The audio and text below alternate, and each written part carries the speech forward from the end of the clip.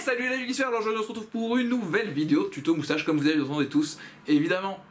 Eh ben non, toujours pas, c'est pas les 10 000 abonnés, je vous l'ai déjà dit sur l'autre vidéo du genre, parce que évidemment on est sur la deuxième vidéo pour vous présenter les decks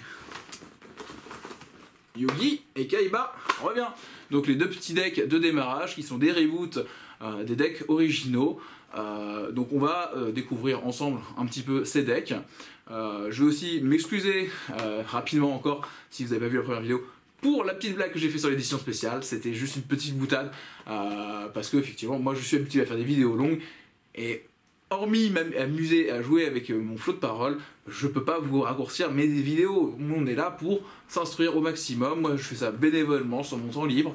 Je suis là pour vous faire partager mon plaisir, vous me partagez ce jeu Yu-Gi-Oh que moi j'ai découvert quand j'étais jeune, pour que, parce que vous aussi vous l'avez découvert sûrement quand vous étiez jeune et vous avez envie tout simplement de pouvoir y jouer et que vous avez envie de vous améliorer. Donc peut-être mes conseils peuvent vous aider. Après, je suis pas la science infuse non plus. Et vous pouvez aussi tout simplement aller voir les autres youtubeurs qui font des vidéos plus courtes. Voilà, il y en a pour tous les goûts. Vous avez le choix. Moi, moi, je vous impose rien. Franchement, à chaque fois, je vous le dis. Je vous demande pas de vous abonner. Je vous demande pas de mettre des pouces bleus. Je vous demande pas forcément de mettre des commentaires. Ça, c'est à votre guise. Si vous voulez en mettre, il n'y a pas de souci. Je les prendrai avec plaisir, voilà, je suis très content de voir mon nombre d'abonnés effectivement qui monte, et puis qu'on va peut-être faire ce fameux tuto moustache un jour, mais dans les faits, franchement, voilà, je ne vous oblige à rien, donc voilà, c'est juste, on est là pour le plaisir du jeu, enfin j'espère aussi pour vous, et du coup, là, hop, aujourd'hui, on est avec Dark Magician et Yugi, donc on va ouvrir tout simplement le deck Yugi et Magicien Sombre, et on va aller découvrir un petit peu comment ça fonctionne, comment pouvoir rivaliser avec ce fameux Kaiba. On va découvrir ça dans un instant, tout de suite, avec un changement de caméra d'abord. Du coup, hop, on va découvrir enfin ce petit deck de démarrage. Yugi revient, donc un retour du deck de Yugi avec des nouvelles choses pour l'améliorer, pour le rendre plus efficace au moment où il a été reprint. Maintenant effectivement c'est un reprint d'un vieux reprint, enfin d'une vieille print, donc c'est pas non plus le deck le plus fort au monde. Mais bon, ça sera toujours super sympathique pour les vieux fans, pour pouvoir faire une petite partie contre Kaiba. On va lui montrer la puissance du magicien des ténèbres et apparemment du spadassin silencieux, ça a l'air d'être ça. Donc on va découvrir, voilà, vous avez toute la liste, bien sûr, vous avez vu qu'il y avait un squelette, un malfaisant, enfin, ou plutôt un crâne invoqué, qui est toujours un arche-démon, et hop, donc dans le deck, on va découvrir le petit tapis, bien sûr. Hop, on va découvrir le petit deck. On va découvrir un petit guide des produits de l'époque. Donc là, on est sur des produits des Collector Tin de 2013. Donc ça, c'est plutôt intéressant si vous les intéressez à ces produits-là, qui sont probablement plus dans aucun de vos magasins. Je dois bien l'avouer. Après, on va s'intéresser à ce petit tapis, plutôt cool. Le tapis, il a de très jolies couleurs. Il ira très bien avec l'autre tapis du deck Kaiba, si vous allez voir la vidéo Kaiba, parce que voilà, on a du rouge de l'autre côté, on est sur du violet. Le guide d'apprentissage, je vous le conseille pas forcément, parce qu'il est plus forcément complètement d'actualité. Je vous conseillerais plutôt d'aller sur yugiocard.com, carte.com, pour aller voir un peu les infos, parce que voilà, ça sera peut-être plus intéressant. Vous aurez peut-être plus d'informations sur le pourquoi du comment, parce que effectivement on a des nouvelles zones, on a des nouvelles mécaniques, donc c'est quand même peut-être important de vous y intéresser. Et maintenant découvrons ce petit deck tout doucement, parce qu'il y a une très belle carte comme vous pouvez le voir dans ce deck.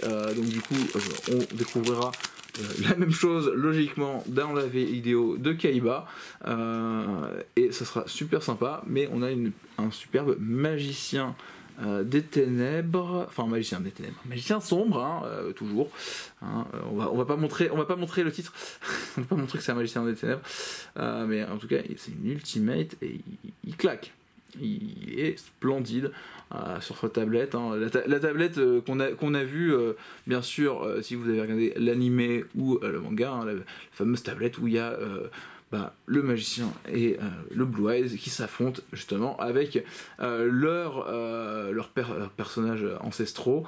Donc voilà, non, il est magnifique ce magicien des ténèbres. Hein. Je vais pas le dire magicien sombre, j'arrive toujours pas à le dire. Hein. Et je l'avais déjà dans cette version parce qu'on me l'avait échangé, mais je suis content de l'avoir parce que là il est mine quoi, il est vraiment splendide. Pour ceux qui l'ont à la maison, amusez-vous aussi parce qu'il est vraiment très beau. J'espère que vous admirez bien la caméra. Et en tout cas, il nous dit que mage suprême en termes d'attaque et de défense. Il a 2500 et il va casser des culs à Kaiba et son dragon. Parce que voilà, c'est un mage, il utilise des trucs. Après évidemment, on a une deuxième fois le magicien sombre. Dans une version la commune, c'est triste, mais bon, on a déjà une belle version Ultimate, c'est déjà cool. Après, on a l'elfe mystique, qui ne connaît pas l'elfe mystique, la radieuse, avec ses 800, 2000 du gros body, qui nous permettra de faire des invocations sacrifices et pouvoir invoquer notre magicien sombre, parce qu'elle va survivre aux offensives des monstres dragons de Kaiba, parce que c'est un elfe et puis les animaux, c'est leur parler, donc elle va résister. Alors elle nous dit que c'est une délicate elfe qui manque d'offensive, mais dont la fantastique défense est renforcée par un pouvoir mystique. Donc vous avez bien compris, elfe mystique, quand vous l'invoquez, face cachée. Comme ça, il ne sait pas, et vous allez pouvoir vous protéger. Dans le même esprit, le bon vieux soldat géant de pierre. Il est magnifique. Alors là, c'est 1003, 2000, plutôt cool. Un rocher qui nous dit guerrier géant en pierre. Un coup de poing de cette créature est capable de faire trembler la terre. Il est costaud. C'est pareil, vous le mettez en position de défense, votre adversaire ne s'en doute pas et il survit. Et comme ça, vous pouvez invoquer en plus le puissant crâne invoqué. Donc là, c'est une carte clé, c'est une carte clé de Yugi, le fameux crâne invoqué. Il est magnifique, comme toujours, toujours superbe ce crâne invoqué. Il nous dit que démons dont les pouvoirs diaboliques désorientent l'ennemi. Parmi les monstres de type démon, ce monstre a une force considérable. Il est costaud, regardez-moi ça, comment il vous regarde vénère. Donc vraiment il est vraiment costaud, moi je l'adore le crâne invoqué. Il va mettre des pains au monstre de Kaiba. Après on a Neo, le spadassin magique, donc un vieux classique aussi, un magicien 1700-1000. J'adorais le jouer quand j'étais jeune parce qu'il est beau, il est vraiment très beau. Moi je le trouve vachement cool avec son petit doigt qui brille là. Il envoie des sorts, il fait peut-être des lumos, il fait des lumos avec son doigt, ça doit être ça, des lumos pour se balader dans les cavernes. Faut qu'il fasse attention parce que des fois il y a des dragons à ce qui paraît, je lui donne ce conseil, il y a des dragons des fois qui sont tapis dedans.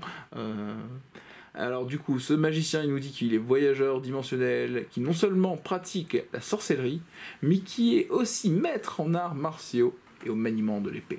Donc voilà, il casse un peu, bon, je vais pas dire la suite, mais il est fort. Gemini Elf, donc un classique aussi, 1900-900, ces elfes jumeaux attaquent tout à tour. Sombre lame, un bon vieux classique, je l'adorais, il est fort, il est fort avec ses épées lui, 1800, 1500, donc une puissance de feu, bon, moins fort que Gemini Elf, bien sûr, mais il est trop fort, Sombre lame, il a la classe, en plus il est guerrier et tout. On dit de lui que c'est un guerrier du monde des ténèbres, qui manipule les dragons. Son attaque est terrible, utilisant ses épées gigantesques, avec une puissance haineuse. Il est costaud le copain, il est costaud. Et ce bon vieux Kuribo, il va, non, on n'a pas, je suis pas sûr d'avoir le multiplicateur, mais en tout cas c'est cool, un petit Kuribo. Le Kuribo, c'est une 300-200 qui nous dit que durant le tour de votre adversaire, au calcul des dommages, vous pouvez défausser cette carte et vous ne recevez aucun dommage de ce combat. Waouh, c'est vraiment cool ça, on le défausse et hop, on se protège. Voilà, ça c'est plutôt pratique, ça nous évite des dommages inutiles. Derrière, on a le bon vieux Buster Blader, le fléau, pas des Carpates, hein, là c'est plutôt le fléau des dragons, avec son épée, parce qu'il nous dit que cette carte gagne 500 d'attaque pour chaque monstre de type dragon contrôlé par votre adversaire et dans son cimetière. Lui, si on l'invoque, alors 2 sacrifices bien sûr, mais si on l'invoque, il va couper le gosier de ce bon vieux dragon blanc yeux bleus, hein, je pense. Hein. Donc, n'hésitez pas à vous amuser avec. Ça sera vraiment la terreur sur votre terrain. Et Kaiba va avoir du mal. Après, on a la coccinelle des damnés à 4 étoiles. Donc 800, 1200, qui nous dit qu'elle a un petit effet flip. Détruisez tous les monstres de niveau 4 contrôlés par notre adversaire. Et ben voilà, donc là, comme ça, hop, un petit monstre qui, quand il passe de la position de phase défense à la position phase visible, et ben on va pouvoir activer son effet et pouvoir détruire tous les petits monstres de notre ami Kaiba. Lui, il va pas apprécier la blague. Hein. Après, on a la magicienne des ténèbres, la fameuse 2000-1700. Cette carte gagne 300 d'attaque pour chaque magicien sombre et magicien du chaos sombre dans les cimetières. Donc, tac tac, hop, la magicienne des ténèbres, c'est la bonne copine de magicien sombre, parce que non, c'est magicien des ténèbres. Voilà, c'est deux puissants magiciens, si vous connaissez toute la story. En tout cas, voilà, elle est toujours aussi mignonne. Voilà, c'est la petite magicienne des ténèbres. Voilà. N'hésitez pas à la jouer parce que elle reste très forte. Hein, si vous avez des magiciens sombres sur le terrain ou dans les cimetières, et surtout dans les cimetières, c'est plus intéressant. Et elle va pouvoir se renforcer. Après, on a le magicien blanc expérimenté.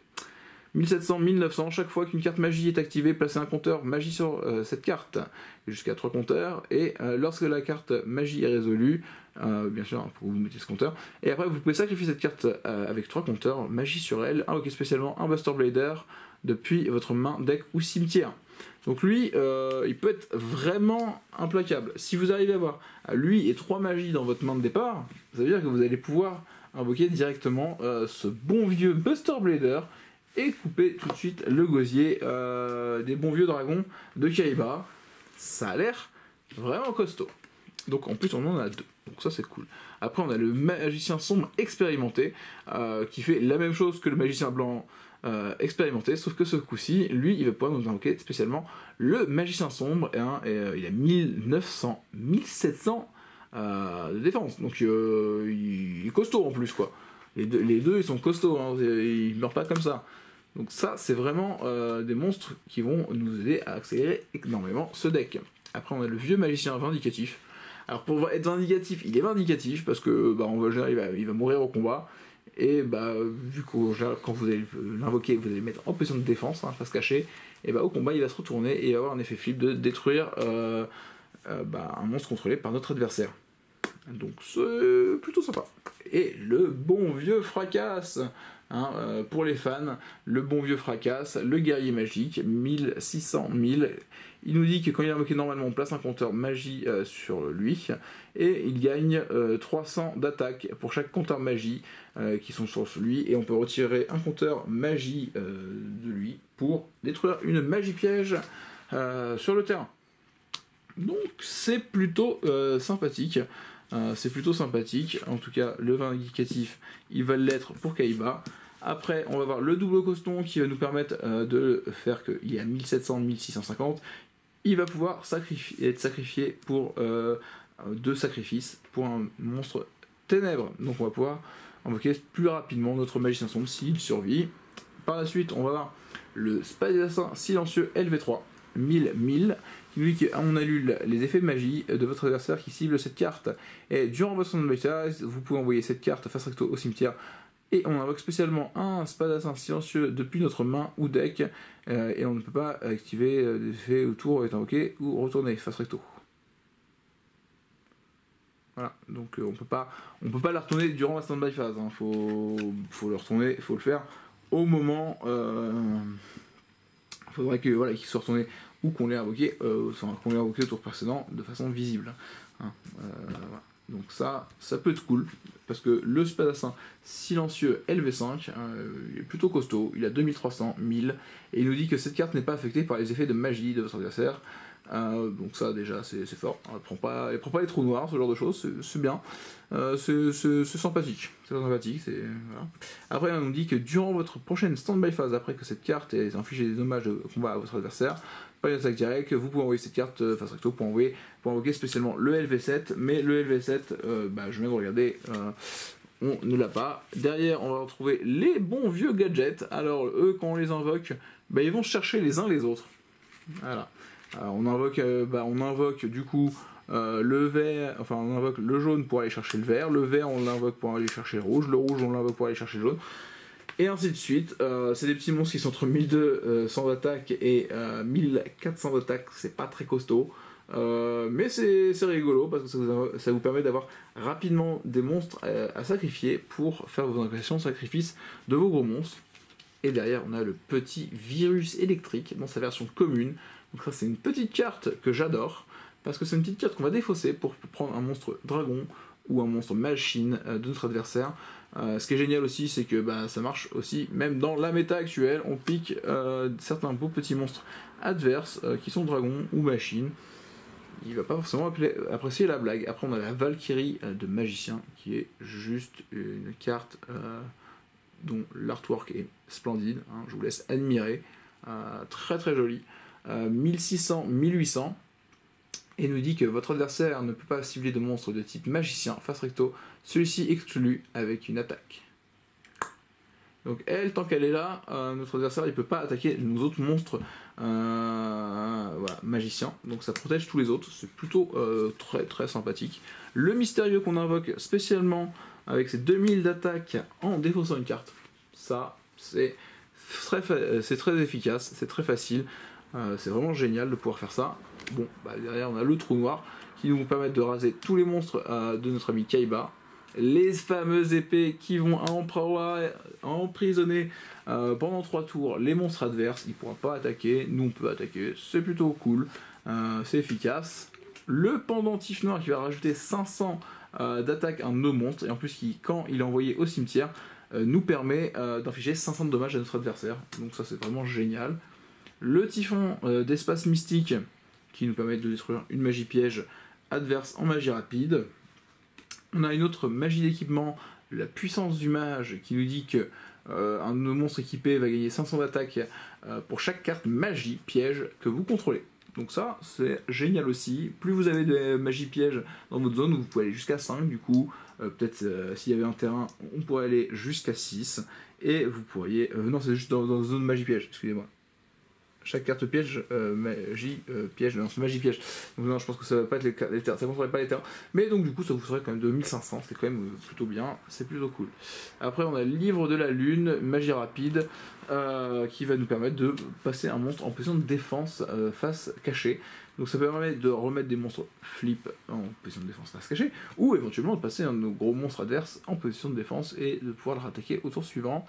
Après on a les 1000 couteaux, une petite carte qui va avec le magicien sombre, qui nous dit que si vous contrôlez le magicien sombre, ciblez un monstre contrôlé par votre adversaire et on le détruit. Au revoir dragon blanc, tu as compris la puissance du magicien, hein, il va lui éclater le museau, Si vous contrôlez le magicien sombre, détruisez toutes les cartes magie piège contrôlées par votre adversaire. Pim, voilà, plus de monstres, plus de magie. Après on a la dimension magique. Magie rapide qui dit que si vous contrôlez un monstre de type magicien, ciblez un monstre que vous contrôlez, sacrifiez la cible, puis invoquez spécialement un monstre de type magicien depuis votre main, puis vous pouvez détruire un monstre sur le terrain. Donc ça nous permet d'invoquer rapidement le magicien sombre, et en plus de dire bye bye le dragon blanc. Et ça peut nous permettre aussi de faire des OTK dans certains sens, parce qu'on invoque des monstres en plus durant notre battle. Après on a l'ancien règlement qui va nous dire qu'on invoque spécialement un monstre normal de minimum niveau 5 depuis notre main. Donc ça c'est gratuit pour invoquer le magicien sombre. On active l'ancien règlement, hop, et hop là, le magicien sombre c'est gratuit. Donc ça va être efficace, je vous le confirme et l'affirme même. D'abord l'affirme et le confirme. Donc l'unité des magiciens. Si vous contrôlez minimum 2 monstres de type magicien en position d'attaque ciblés dans un 1, et jusqu'à la phase, son attaque devient 3000, mais les autres monstres de type magicien que vous contrôlez ne peuvent pas attaquer ce tour. Ça, c'est pareil, hein. Si vous avez 2 petits monstres magiciens, tu vois, le magicien vindicatif, on sait pas comment il est encore là, et bah hop, on fait que le spadassin silencieux LV3 ou le magicien intuitif passe à 3000. C'est costaud. Et après on a le voleur d'esprit. Ciblez un monstre face recto contrôlé par votre adversaire, détruisez la cible, puis votre adversaire gagne 1000 points de vie. Donc on dit au revoir le dragon blanc du bleu, ok notre adversaire va gagner 1000 points de vie, mais bon, c'est le jeu. Après le fragment de cupidité, qui va gagner 2 compteurs magie sur lui quand il va être tout simplement quand on va passer en draw phase, à chacune de nos draw phases on va mettre un compteur dessus, et quand il y en a 2, on le sacrifie et on pioche 2 cartes. C'est très très efficace. Après la fameuse trappe. Donc la fameuse trappe qui nous dit qu'on invoque normalement ou par flip un monstre avec minimum 1000 d'attaque, ciblez le monstre, détruisez la cible. Ça c'est bien. Le Waboku des familles, le fameux, qui va nous permettre de nous sauver nos monstres, sauver tous nos monstres de la destruction, le tour où il va être activé. On ne prend pas de dommages et nos monstres ne peuvent pas être détruits au combat. C'est génial, ça c'est la carte, ça va mettre en PLS Kaiba au moment où il va vouloir nous attaquer pour faire une espèce de finale ou nous détruire des monstres qui nous seraient importants, et ben on va dire tout simplement non. On peut le dire aussi avec la force miroir, bien sûr, force de miroir qui s'active quand lorsqu'un monstre de notre adversaire attaque, et on lui détruit tous les monstres qui sont en position d'attaque, donc ça c'est très très cool. Le cercle envoûtant, ça je l'avais quand j'étais jeune. Enfin, je l'ai toujours, parce que j'ai gardé mes vieilles cartes, mais je l'ai toujours dans sa première version, quand il est en brillant, il est super beau. Activez cette carte en ciblant un monstre contrôlé par votre adversaire, il ne peut ni attaquer ni changer sa position de combat. Et lorsque le monstre est détruit, détruisez cette carte. Ça nous permet de dire à notre monstre adverse, genre Dragon Blanc du bleu, tu n'attaques pas, tu restes là et tu fais coucou. Voilà, c'est super sympa. L'appel de l'étranté qui nous permet de cibler un de nos monstres dans nos cimetières. Et on l'invoque spécialement en position d'attaque. Donc si on arrive à mettre le magicien sombre au cimetière ou s'il a déjà été détruit, et ben on va pouvoir le réinvoquer spécialement. Alors celle-là, je vais la garder pour la fin parce que c'est une de mes préférées. La restauration miraculeuse. On retire 2 compteurs magie depuis notre terrain. Puis on cible un magicien sombre. On peut surveiller dedans dans le cimetière et on invoque spécialement la cible. C'est-à-dire que si on a nos magiciens sombres ou magiciens blancs expérimentés qui ont des compteurs et que les cartes ne sont plus dans le deck, et ben on peut les réinvoquer aussi grâce avec la restauration miraculeuse. Ça peut être une autre solution. Après on a la gravité 0, changer la position de combat de tous les monstres face recto sur le terrain. Plutôt cool ça les copains, non on change la position de combat de tous les monstres face recto sur le terrain. Moi je suis content, ça me plaît bien, ça permet d'éviter des attaques un peu trop oppressantes de l'adversaire. Quand son dragon blanc yeux bleus est trop fort, on dit non.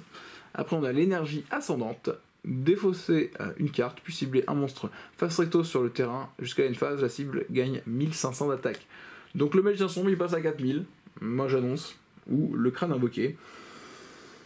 Bon, le Buster Blader, il va être déjà énorme tout seul. Mais bon, il passe gros, et comme ça, il passe au-dessus du dragon blanc qui les attaque. Et ça, c'est fort. Ça, vous allez surprendre le petit père Kaiba, il va être surpris quand vous allez lui faire ça. Et la dernière carte qui va bien le surprendre, et qui va peut-être le faire que il va perdre la partie là-dessus, c'est le bon vieux cylindre magique, qui dit que lorsque notre adversaire attaque, et on fait que le monstre, on le cible, on annule son attaque, et on lui dit... tu prends les dommages Kaiba de l'attaque du monstre. Et wouh! Et ça c'est cool parce que du coup, il va prendre cher avec son dragon blanc du bleu. Hein. Il va prendre très très cher sur ses points de vie. Il va perdre 3000 de points de vie. Et ça n'a pas de prix. C'est juste le prix de la victoire pour notre ami Yugi. Et c'est vous Yugi. Donc voilà.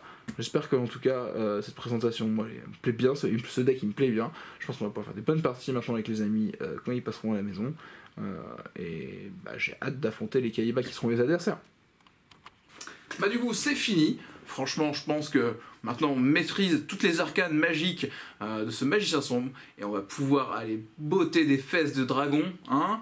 Ouais Kaiba, ouais, on t'attend maintenant avec ce deck. En tout cas voilà, mais j'espère que vous aurez envie de jouer ce petit deck à la maison avec les amis. Et puis je pense que maintenant du coup ça va être l'heure du